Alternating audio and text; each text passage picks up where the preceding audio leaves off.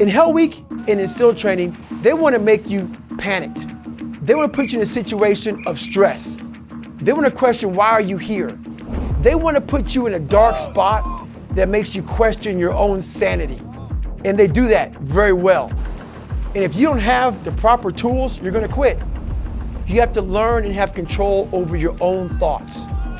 If you can't control your own thoughts and you have negative thoughts in there, you have to make a negative a positive to get through everything in life.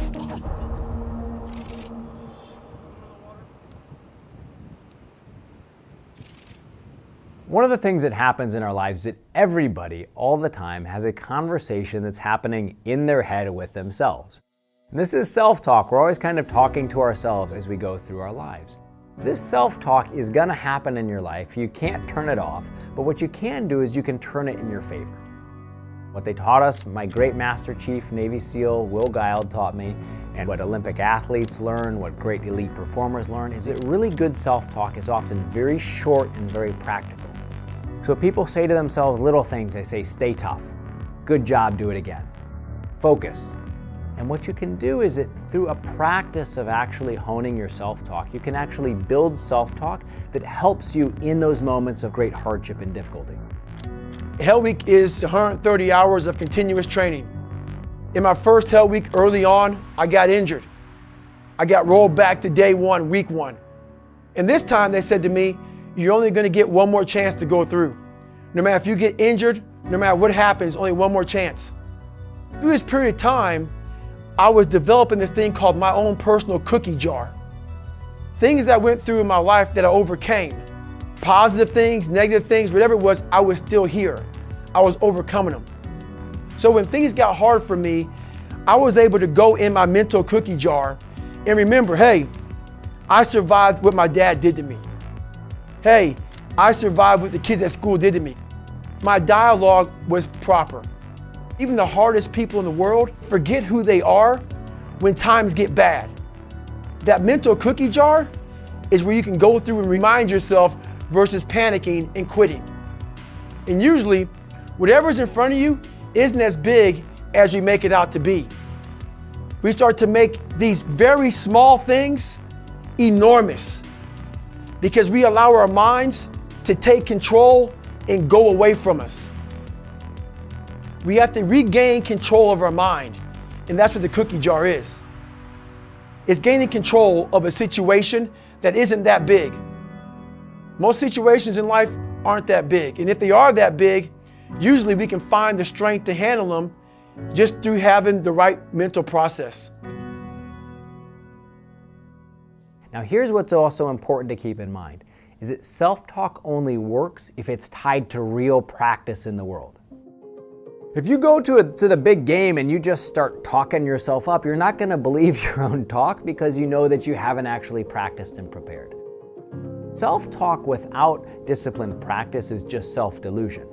But if you're willing to practice hard and you're willing to push yourself, and at the same time you're willing to build a mental toughness technique of having the right self-talk, it helps you in those moments of hardship to find a way through. I can give you a class all day long about self-talk, visualization, eat an elephant one bite at a time, arousal control.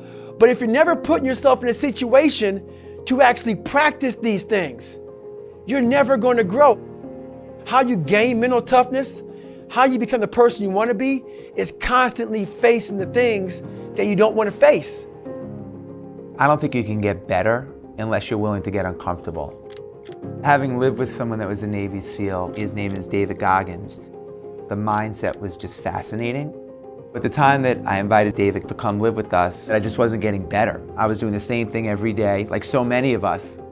Wake up, go to work, come home, have dinner, repeat. I just wanted to get off autopilot, and I thought that he would be a great way to get in good shape, but also to just mix up my routine and get better. He had a motto, if it doesn't suck, we don't do it, and that was his way of every day forcing us to get uncomfortable, to figure out what our baseline was and what our comfort level was, and just turning it upside down. One of the things that David said to me, when your mind is telling you you're done, you're really only 40% done. In life, like a car, a lot of cars have governors on them. Let's say the speedometer says 130 miles an hour.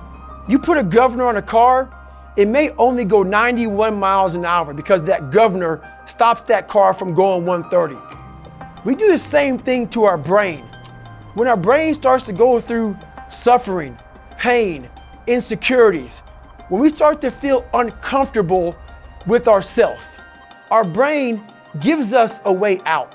And that way out is usually quitting or taking the easier route. Everybody has a wall in their mind, and it stops us from going further. Most walls have a door or a window. You have to find that. And once you open that door or that window, you'll realize how much further you can go. And you're gonna continue hitting doors and windows along this journey, but you have to have the courage to open them up to get to that 100%. So it's all about having the courage and realizing that we have a governor. We have to push past that governor and past our own mind games. People don't have limits. We put limits on ourselves. Get smarter faster with new videos every week from the world's biggest thinkers. And to learn even more from the world's biggest thinkers, get Big Think Plus for your business.